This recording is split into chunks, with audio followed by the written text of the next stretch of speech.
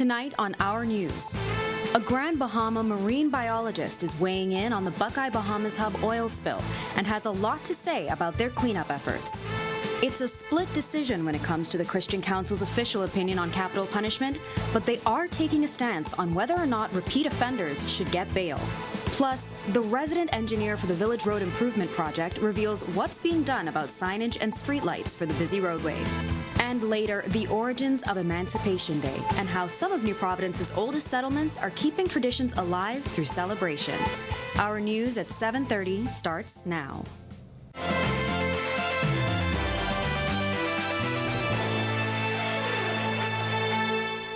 Welcome to Our News, and thanks for joining us. I'm Marlena Leonard. Many of us may have wondered about the environmental impact of last Wednesday's oil spill at the Buckeye Bahamas Hub in Grand Bahama. I spoke to a Grand Bahamian marine biologist who has an answer to those questions. She's also commending Buckeye's cleanup efforts. The environmental impact of Buckeye Bahamas Hub's oil spill on Wednesday morning will likely be minimal thanks to their immediate response, according to EarthCare founder and marine biologist Gail Woon. Had they not had an immediate spill response, we could have possibly seen some of that oil make it to shore. But being at the terminal when the incident happened, a lot of their safety equipment is already there. They had their personnel on site, and the ships, all the assisting ships that were available came out immediately. So I think their response being so immediate was a really great factor in them being able to contain this small spill. Buckeye Partners released a statement on Wednesday saying the leak was spotted around 6 a.m. that morning and that approximately 5 to 10 barrels of fuel had been released, although not all of that ended up in the water.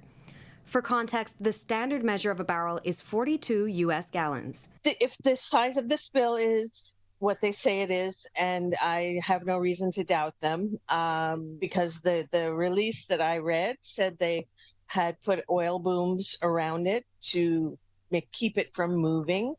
And then simply you could use skimmers, which are special types of sort of like a vacuum cleaner that can take the top layer, because the oil will float on the top of the seawater. So they could just skim that oil and remove it from that top layer. Woon says while the refinery hasn't had the best environmental management in decades past, she applauds their current efforts to keep things clean. They have an excellent environmental safety department, and they go through training constantly. And you don't see near the level of tar on the beach that used to be on the beaches when I was growing up in Freeport in the late 60s, early 70s. You couldn't walk on a beach without getting tar on your feet.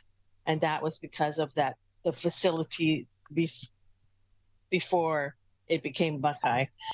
A man was found dead in the Marshall Road area this morning, police making the discovery in the pre-dawn hours. According to investigators, the man was found unresponsive inside a white vehicle on Marshall Road just west of Faith Avenue.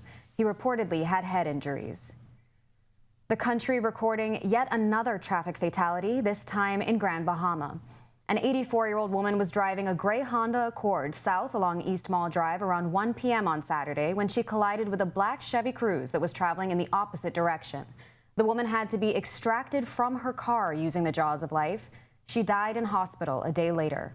The other driver is listed in serious condition in hospital. And the Bahamas Christian Council remains divided on the issue of capital punishment, according to President Bishop Delton Fernander. While addressing the sexual assault of a 9-year-old last week, Fernander admitted the council stands behind the suggestion that repeat offenders should be denied bail. He believes the current denominations that make up the council make a factor in the split. That's because we're different denominations, we're from different places of faith, that we believe that there can be a turnaround with anybody. But also, we also believe that the book is clear, an eye for an eye, that sometimes you've got to give a penalty for your actions. There must be some punishment that befits the action. The council has been split on the issue for quite some time. Back in January, Fernandez told a local daily the country may need to consider other methods of capital punishment. While no position has been taken by the council, he says the issue still remains a topic of discussion. We always have those conversations in that whenever, when you were coming in today, we had a very robust time of sharing today that there will be views and those views are different. But at the end of the day, we can't force anybody to think like the other. We just respect that we are different, but we're together. We are all a part of the body of Christ. And so, yes, the conversations do happen, and sometimes they're very strong and above, but at the end of the day, we must come out as a united body. Sunny skies in the capital, making it the perfect beach day this holiday. But will the skies stay clear? Meteorologist Greg Thompson is in the Weather Center with a first look at weather. Greg? Yeah, thanks, Marlene, and a happy Emancipation Day. Very, very warm day around the islands. We got up to 95 yesterday, and I think we're going to tie that record later on this evening when we see the maximum temperature for today. But it is still very warm on the outside, 88 degrees with a few clouds. We are going to still call it warm. East-southeast winds at 9 miles per hour. Your field strike temperature is at 96. Satellite and radar composite, not a whole lot going on across the islands. A ridge of high pressure is in charge, and that ridge sticks out for the Atlantic across area and into the Gulf of Mexico. A very dry air mass. We still have a little bit of Saharan dust lingering across our area. We got some of that early on the weekend. Most of that is thinning out, but that high pressure ridge will continue to dominate the weather. We're looking for some very warm temperatures for the remainder of the week, as this high is not going anywhere anytime soon. That's your first look at weather. Stick with us. A look at your extended forecast is still to come. Still to come on Our News, returning brick and mortar banks to the Family Islands is a priority, according to the Deputy Prime Minister. We've got more on his comments from Rollville. And Village Road has seen quite the facelift in the past year. Coming up, the project's resident engineer talks signage and streetlights with our Italia Hall. And a peek into the history of Emancipation Day and how some communities celebrate it. That's coming up when Our News returns.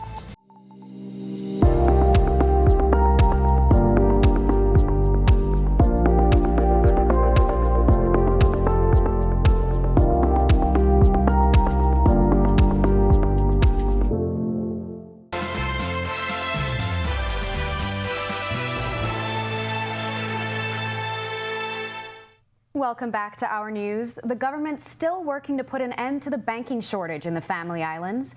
Deputy Prime Minister and Member of Parliament for Exuma and Ragged Island Chester Cooper insists commercial banks will return to the Family Islands. I negotiated with Fidelity to come in partnership with a local money services provider. This is how we have to resolve these issues one island at a time. Banking financial services is essential for the growth and development of these islands. In 2023, there is no way that an islander should have to travel by boat or plane to Nassau to make deposits. His comments came after the opening ceremony of the 79th Annual Rollville Regatta and Homecoming in Exuma. Cooper says the issue is vexing for many Family Island residents and calls it unacceptable. The Central Bank has been working along with money services provider to advance the sand dollar. We support their work. We hope that it will gain wide acceptance.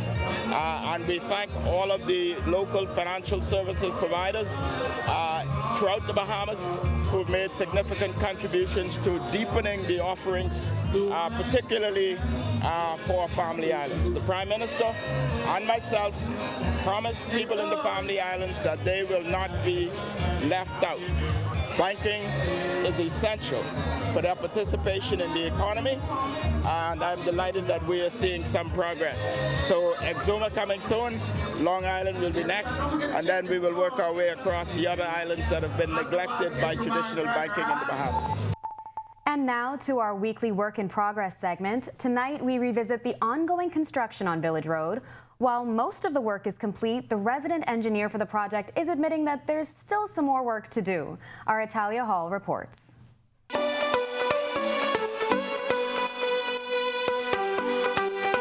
traffic and road signage as well as street lights are vital to any major thoroughfare, as it is designed to ensure an orderly flow of traffic.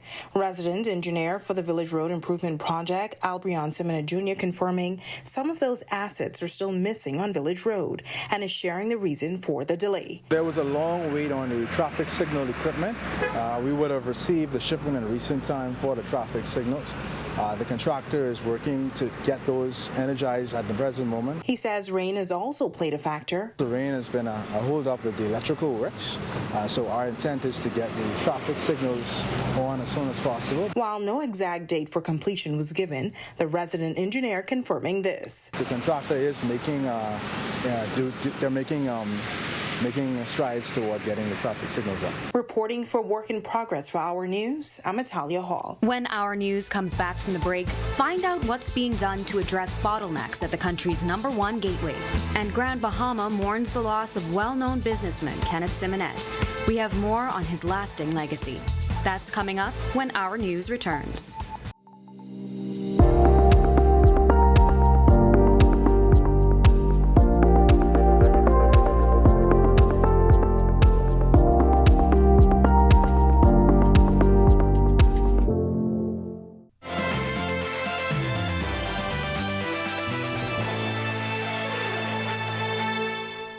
This is Our News. Welcome back. Management at the Lynden Pindling International Airport has presented an aggressive plan to expand the airport as passengers sometimes face a bottleneck at peak traveling hours. I think the issues we are experiencing now with LPIA speaks more to traffic management.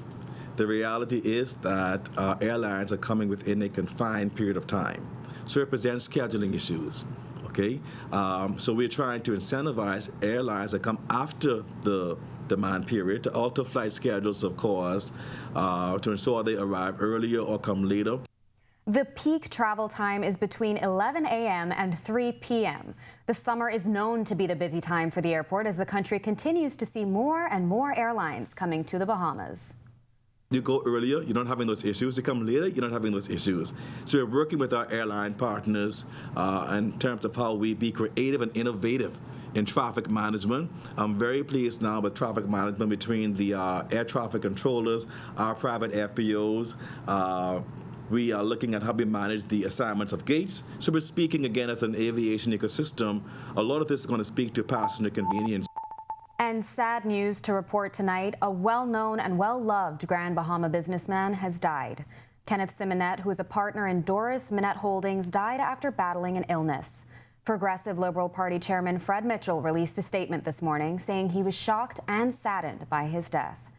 Simonette was involved in the leadership of KFC, Pizza Hut, and other successful businesses on the island.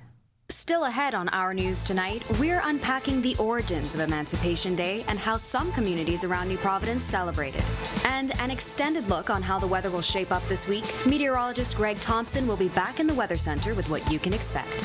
That's coming up when Our News returns.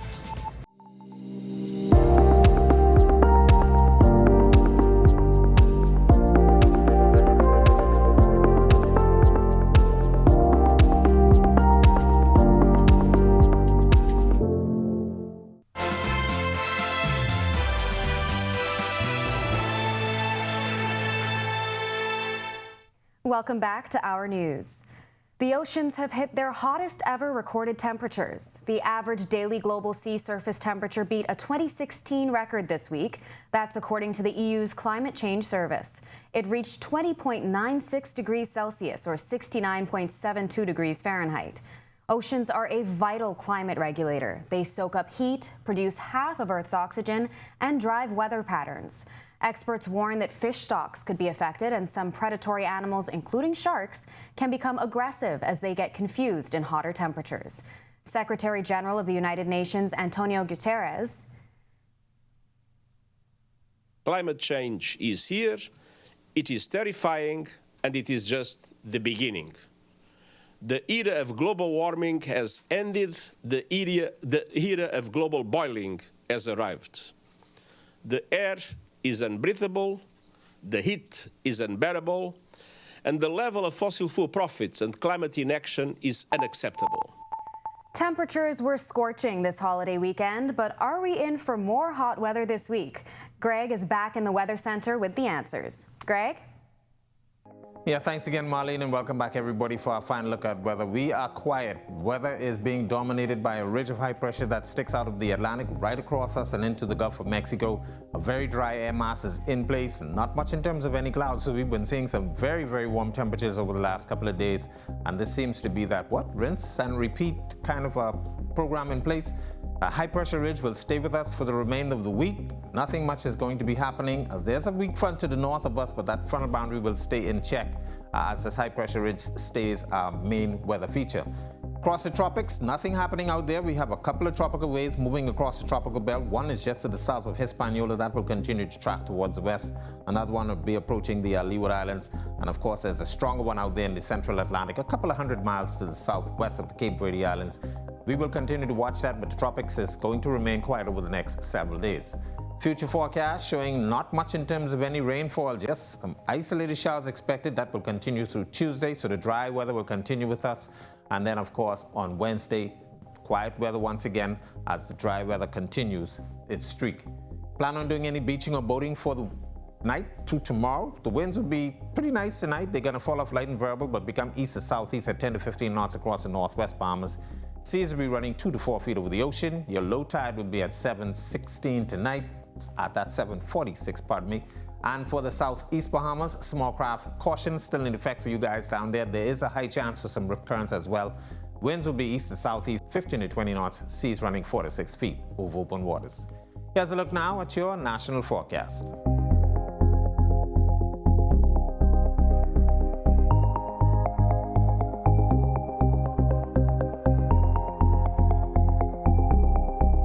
In your extended forecast, the dry weather will stay with us over the next several days as that ridge of high pressure continues to dominate our weather.